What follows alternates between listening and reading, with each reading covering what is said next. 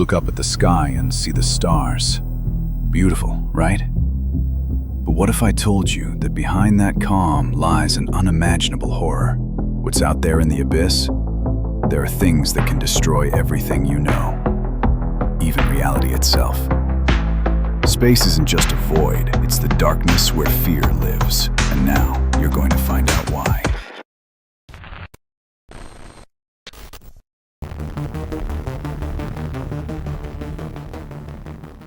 In the endless darkness of space, there is something so monstrous that its very existence calls into question everything we know about the scale of the universe.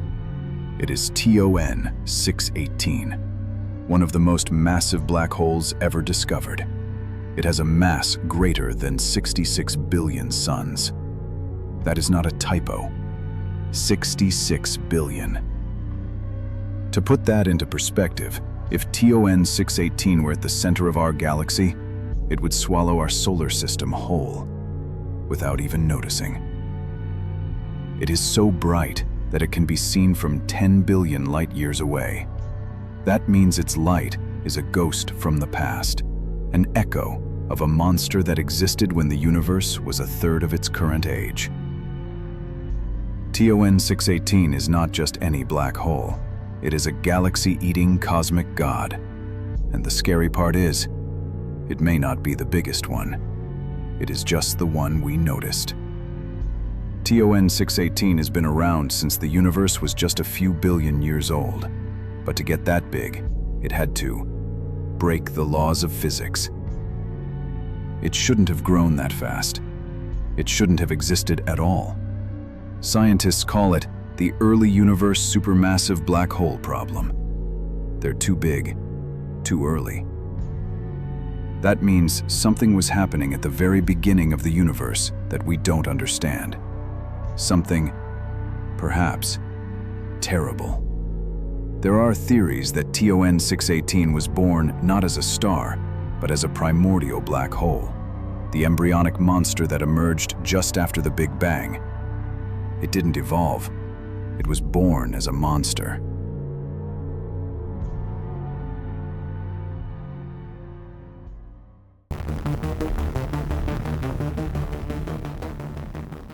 A quasar is an active galactic nucleus in which a supermassive black hole is devouring matter at an incredible speed. Everything that is nearby, stars, dust, planets, is torn apart and drawn into the accretion disk, heating up to temperatures of millions of degrees. Rays of radiation and energy burst forth from the depths of this meat grinder. The light from a quasar can be hundreds of times brighter than an entire galaxy. But this is not the light of life. This is a signal of death. Quasar radiation is deadly. Ultraviolet and X-ray waves can erase the atmosphere from planets, incinerating all living things long before the black hole gets close. Some quasars emit relativistic jets, streams of particles moving almost at the speed of light. If such a jet is directed towards us, it is capable of incinerating everything in its path for hundreds of thousands of light years. A quasar is a galactic predator. It does not just consume. It destroys the space around itself, turning entire star systems into ruins, flooded with the light of death.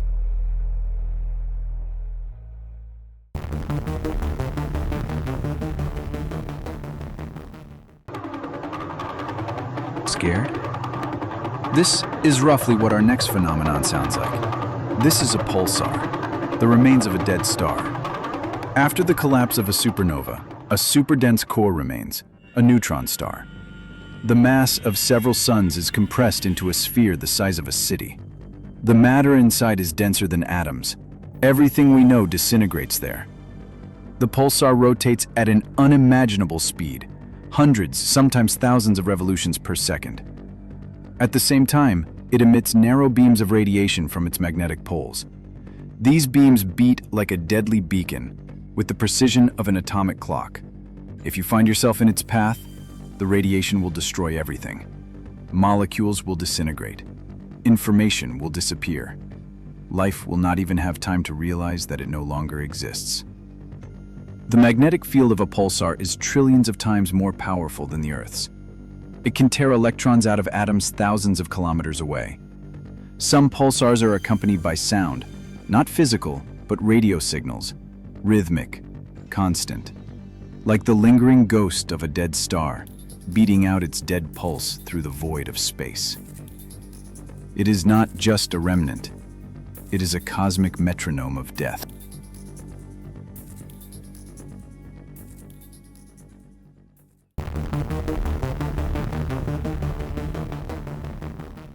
The Boud's Void is one of the most mysterious and frightening places in the universe.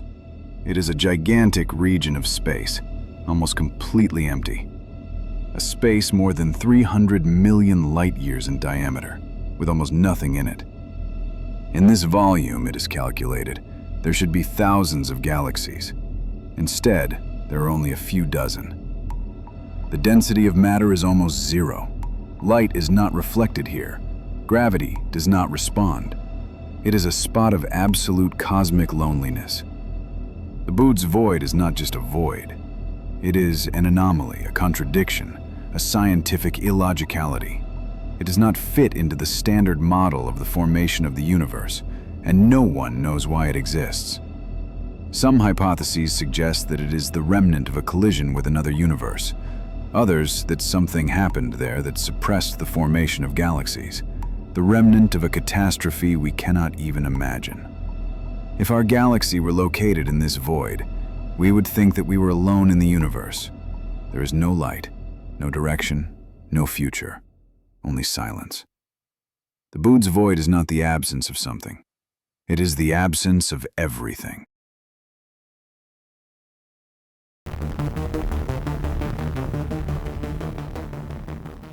A white hole is the theoretical opposite of a black hole. If a black hole is an entrance from which nothing can leave, then a white hole is an exit from which nothing can enter. There is a symmetrical solution to Einstein's equations describing black holes.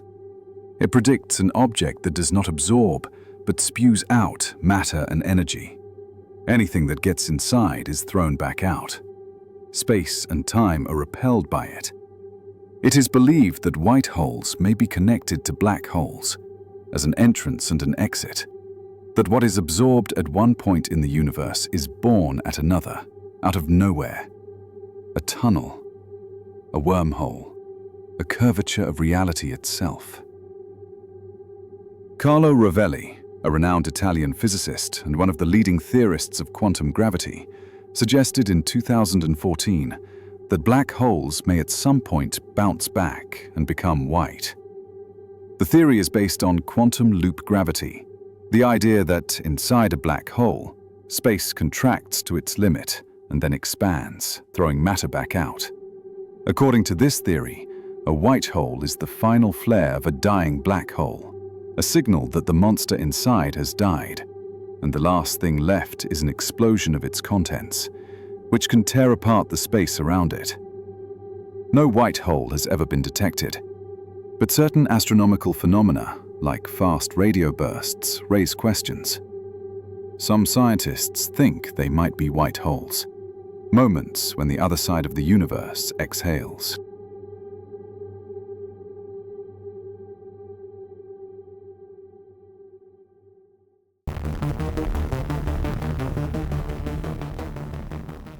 Some stars don't die alone. They feed, they parasitize, and they live longer than they should. They're called vampire stars.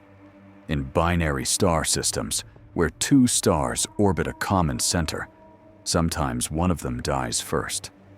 But death is not the end. It's the beginning of the hunt. The remaining star, a white dwarf or a neutron star, begins to suck matter from its companion. Hydrogen, helium, the plasma shell itself. Everything is torn from the second star and pulled into orbit around the dead core. This is not a quick process. It is millennia of slow consumption from the inside. While one star shines, the other disappears. The system becomes unstable. Mass is redistributed.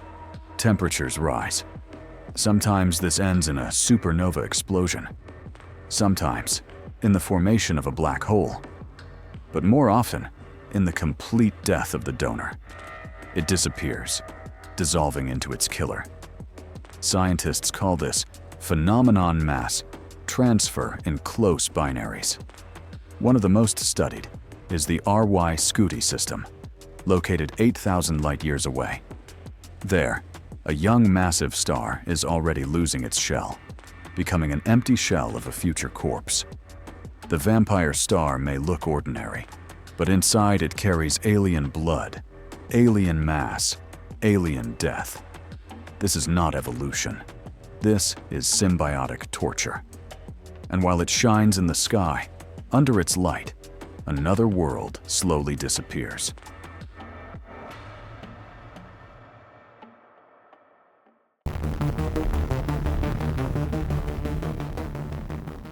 Rogue planets are outcasts, planets without their sun, ejected from their systems, condemned to wander forever in starless darkness.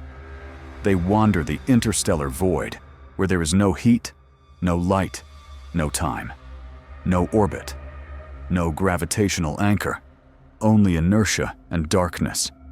The surface of a rogue planet is a frozen shell, which may hide a core, still smoldering with ancient heat. But it is not enough. Everything on the surface is dead. Everything inside is silent. They do not orbit a star. They are invisible to telescopes. They emit no light. They are detectable only by the occasional gravitational distortion of the background, as if the darkness itself were to waver slightly. Some hypotheses suggest that they may be habitable, not on the outside, but on the inside, under the icy shell, in the coffin-like emptiness where neither sky nor horizon is visible, only eternal night and a silent ocean in which something may move.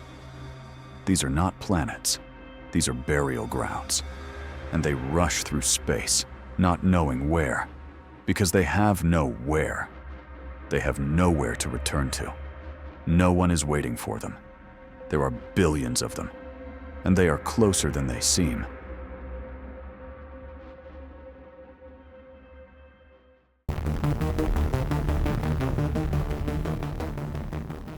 Magnetars are cosmic sirens, ultra-dense dead stars emitting signals of destruction.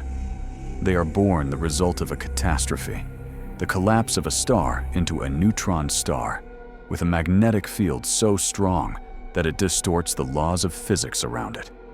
Magnetar is more than just density. It is a magnetic nightmare. Its field is trillions of times stronger than Earth's. It can rip apart atoms, deform matter, disrupt chemical bonds, just by being nearby. They are not stable. Magnetic storms rage inside them, capable of causing starquakes. When the tension reaches its limit, the magnetar explodes, not like a supernova, but as a pure release of energy, a flash that can cut through galaxies. On December 27, 2004, Magnetar SGR 1806-20, located 50,000 light-years from Earth, released a powerful gamma-ray burst. It lasted only 0.2 seconds. It was enough to saturate the upper layers of the Earth's atmosphere with radiation and affect satellite communications. If it had been just 10 light-years closer, the Earth's atmosphere would have evaporated. The planet would have been charred. All life would have died in a split second. And it was just one pulse. One. Magnetars are not stars. They are cosmic scars. Marks of a force that can destroy without impact, without approach, without warning. They are silent for centuries. And then they scream. And if you hear them calling, you are already too close.